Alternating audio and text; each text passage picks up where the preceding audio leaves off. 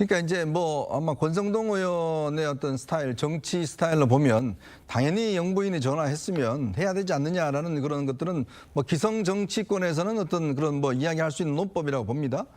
자, 근데 이제 한동훈 위원장 후보가 가지고 있는 이 공적 사적인 어떤 개념에서 보면 본인이 아까 좀 전에 이야기했습니다마는 예전에 이 검찰총장 시절에 윤 대통령 시절에 문자를 나눈 걸 두고 굉장히 이제 공격의 소절에 쓰여왔고, 자, 그 이후에 이제 대통령과 그 다음에 이제 비대위원장이라는 굉장히 특수한 관계가 됐습니다. 예. 더군다나 그때만 하더라도 이 윤 대통령의 아바타다 뭐 이런 이야기 있었지 않습니까? 그리고 최측근이다 이런 이야기 있다 보니까 아마 이제 제가 알기로는 그 한동훈 후보가 이 비대위원장을 맡으면서 그 부분에 굉장히 아마 신경을 많이 썼던 것 같아요. 즉 윤 대통령 부부와의 어떤 공적 관계, 예전에 뭐 검찰총장 시절에는 뭐 이제 예를 들어서 사적인 관계도 있었지만 대통령이 됐을 때는 또 그 격이 다르거든요.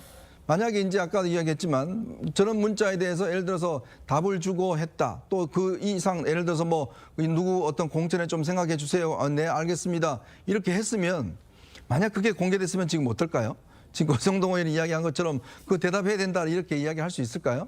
그러니까 이게 대답을 안 했기 때문에 이루어지지 않는 겁니다. 그죠? 네. 이제 그런 의미에서 보면 그 잣대 기준으로 보자면 물론 뭐 인간적으로 왜 안 하냐, 그 대답해주는 않느냐라고 이야기할 수 있습니다만은 그러나 비대위원장이라는 위치, 그것도 영부인이라는 위치, 영부인이라는 게 사실 법적 지위가 애매하지 않습니까?